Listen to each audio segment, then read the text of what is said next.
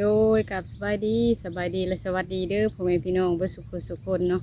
มาพบมาพอกับสารลำน้อยมื้อนี้มาลองเบิ่งพี่น้องลองตึกสะดุ้งเบิ่งบ่ฮู้ว่าสิได้หรือบ่มาลองเบิ่งครั้งแรกพี่น้องเอ้ยบ่ฮู้ว่าปลาน้อยมันมีหรือบ่แต่ว่าปลาตะกี้เคยมาหว่านแหกับเบาเก่งกับน้องละตีนี่ส่วนหลายได้แต่ปลาโคแล้วก็ปลาปากแนวอื่นพี่น้องเอ้ยเลยมาตึกเบิ่งลองเบิ่งสะดุ้งน้อยนะพี่น้องเพราะว่าไอเทวเพิ่นผักของเฮียนเลยคาบเช้าพอเพิ่นบ่ทันไปเวียงให้เพิ่นอยู่น้ำพอเพิ่นถ้าเอามานำมันกกน้ำหลายเลยมาตอนเช้าเลยพี่น้องพอได้ของอยู่ของกินเมื่อไว้กินตอนแรงกะสีเฮ็ดเวียกอยู่เพื่อนพี่น้องเลยไปพี่น้องเป็นจังใดก็ไปเบิ่งไปชมน้ำกันรุ่นน้ำกันสิได้หรือบ่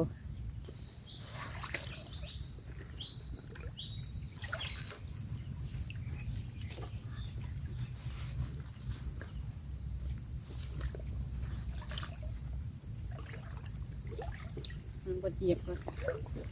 มันบ่เหยียบมันหนึ่ง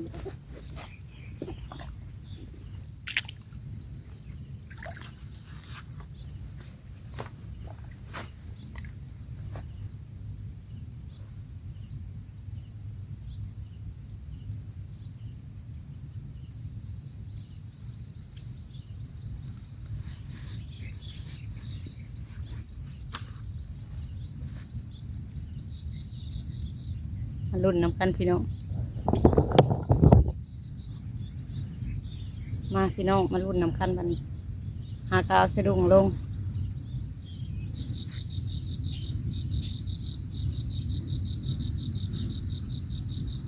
น้ำมันเลิกพี่น้องหาโน่นบนง่อยก็ยากภาคนั่นนะมีบนง่อยแต่ต้องคันถือผ้ามาทางเดี๋ยวเรามีบนง่อยอยู่พี่น้อง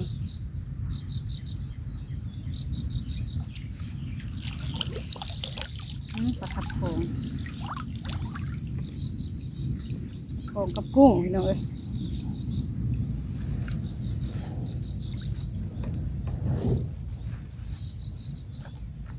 รุ่นไปเรื่อยๆ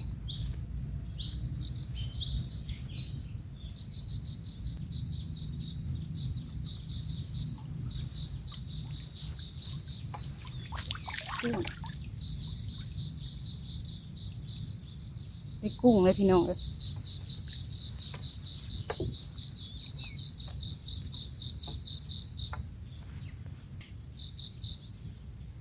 น้ำมันหลายพี่น้องแต่ปลาโขนมันบ่นอยู่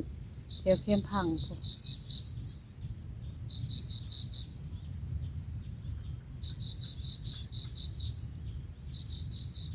บ่นที่ซาเล็มน้อยมาเก็บมาลกคืออะไรพี่น้องคือมันจะอยู่โซนทางนั้นพุ่นทางหลังทางนั้นแต่ป่ามันหกทางนั้นเอาสะดุ้งลงไปได้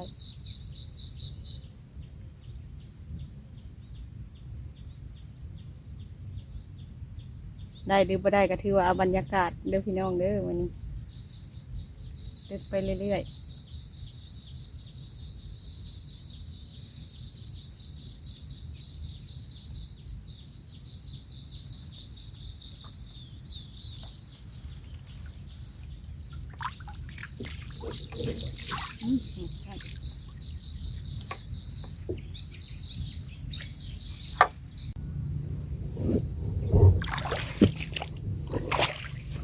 แล้วอย่างนี้แหละ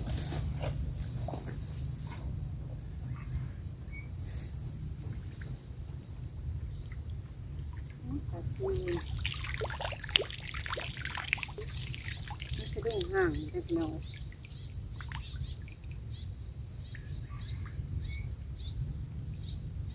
สะดุ้งมันห่าง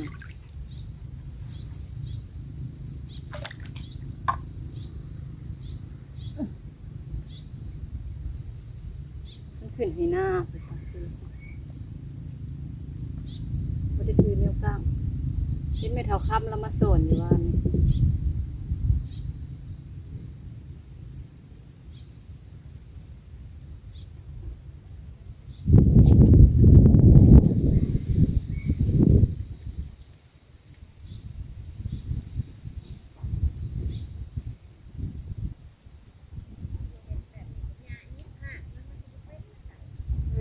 จะคุดออกเนาะคุดแล้วหัวเนี่ย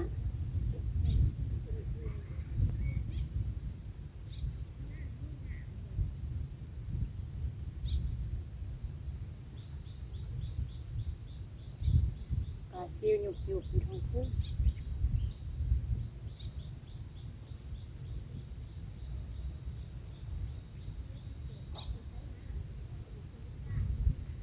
ดู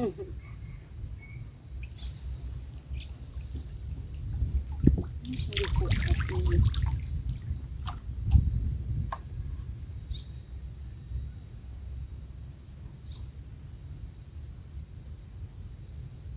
คันลงอย่างตึกสิได้อยู่ทางนี้ตึกทางหนึ่งมันก็แตกไปทางหนึ่ง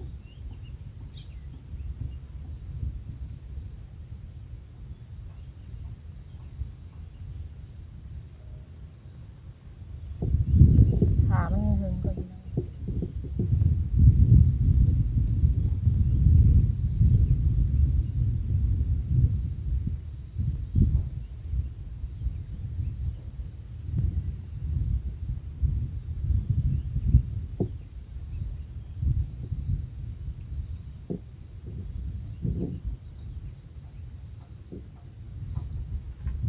มันออกซ้ำอีกแล้วปลาซิวตัวใหญ่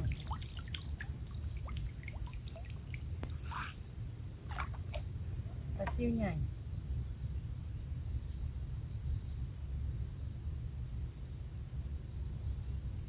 ถ้ามีผู้ไหลอยู่ภาคเพื่องนั่นไม่สิมาไว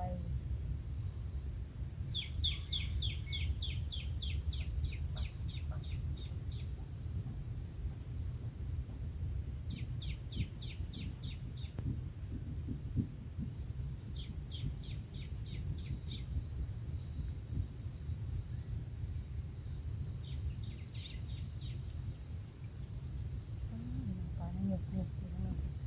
ไม่ได้ถือข้าวหมวกมันกุ๊บ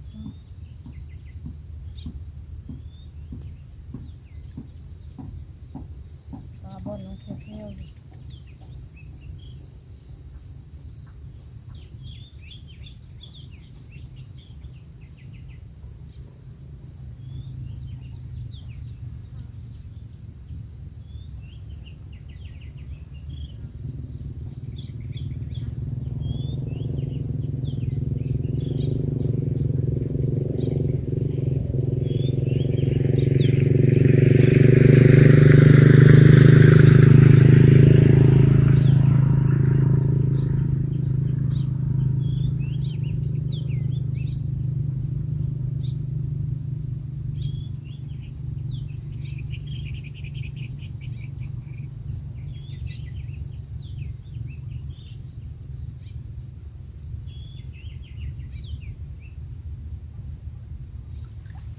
หยุบหยุบอยู่ที่มะขาว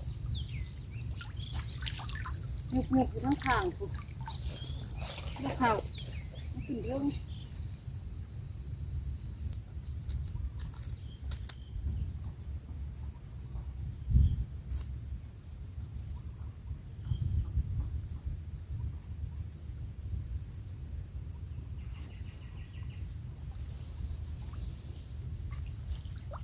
คือตัวนี้ไง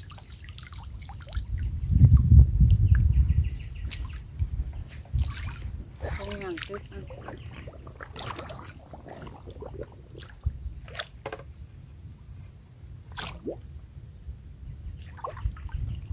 ปลาโบ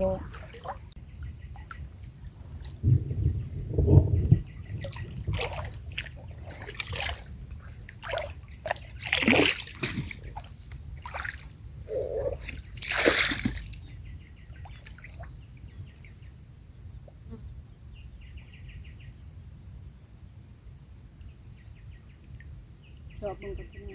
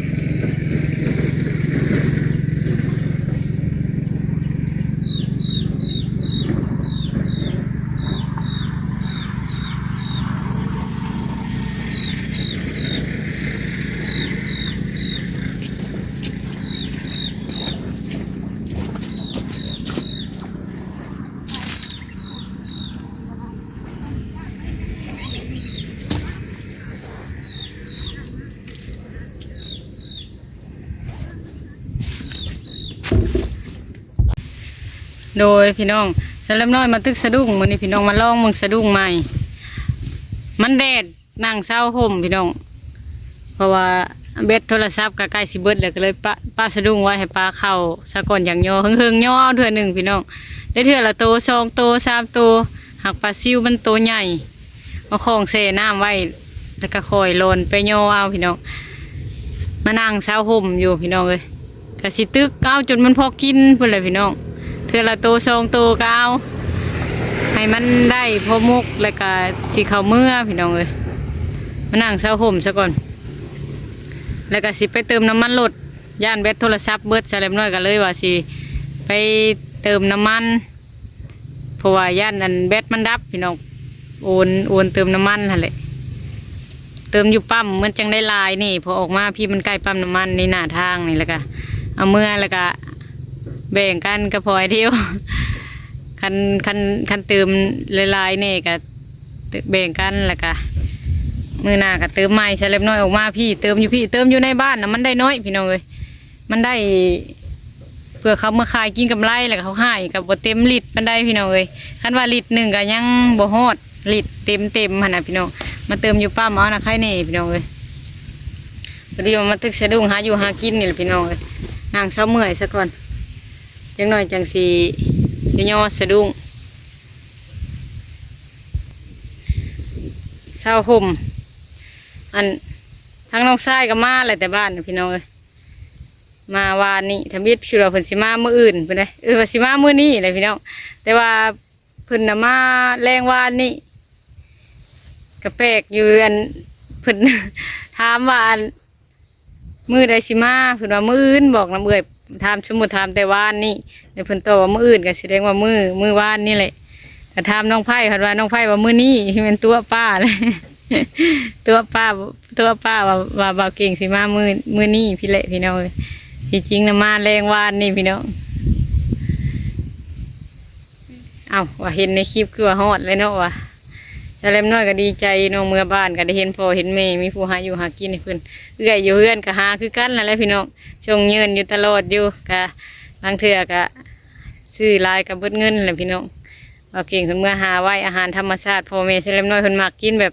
อาหารบ้านๆแล้วนั่นได้พี่น้องเลยกินเจียวปูเจียวปลาลวกผักกินกุ้งกินนั่นล้างเถื่อลูกซื้อให้ล้างเถื่อกะบ่แล้วพี่น้องเลยกินบ่อยากแล้วปันใดคันประเภทคือเขาลวกกุ้งคือวัยรุ่นคือมันยังกินนี่นะพี่น้องมีแต่สีไปย่อสะดุ้งก่อนพี่น้องแล้วก็สีไปเติมน้ำมันบัดนี้เพราะว่าแบตสิเบิดเลยพี่น้องแบต1% 2%ย่านมันดับก็เลยว่าสิไปซื้อน้ำมันก่อนบัดนี้พี่น้องจังไรกะสิคอยจบคลิปก่อนพี่น้องย่านแบตดับบริษัทแบตไว้พี่น้องเลยมันก็เบิดไว้นี่แบตโทรศัพท์สำหรับน้อยมันบริกุ้มหึงปันใดสมุดมานี่ก็ถ่ายคลิปแต่ละมือก็ยังได้สากน้ำน้องไผ่เพิ่นมี power bank สากน้ำบ่าวพามีลังเถือกะมันเบิดไว้พี่น้องเลยจังไรก็สิคอยจบคลิปกันเด้อพี่น้องตึกเอาปลาไปเติมน้ำมันมาแล้วมาแวะตึกปลาอีกให้มันพอกินแล้วก็สีขาวเมื่อพี่น้องเลยสบายเลยยังไงก็ขอบคุณหลายๆเบิดทุกทานเด้อสีเขามาให้กำลังใจพี่น้องตึกมันบ่ถึกบันไดพี่น้องกับสีคอยตึกย่อเอาจนมันพอกินเพื่อนเลยคันสีถ่ายคลิปเพิงก็บ่ได้พี่น้องเลยมันนั่นมันหึงจังได้ย่อเทื่อหนึ่งแบตโทรศัพท์ผัดสีเบิดจังได้ก็สีขอจบคลิปก่อนเด้อพี่น้องสบายดีเด้อ